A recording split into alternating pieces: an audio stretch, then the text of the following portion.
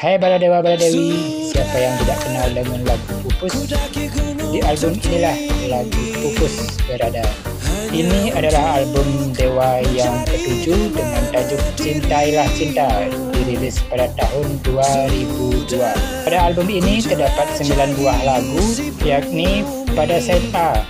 Yang pertama Arjuna, yang kedua Kosong, yang ketiga Mistikus Cinta, berikutnya Angin, dan side A yang terakhir tentu saja Pupus.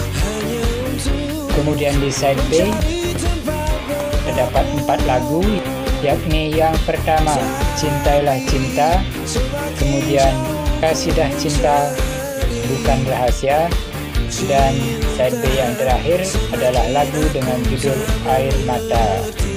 Manakah di antara lagu-lagu tersebut yang menjadi favorit Baladewa Baladewi? Bisa ditulis di kolom komentar.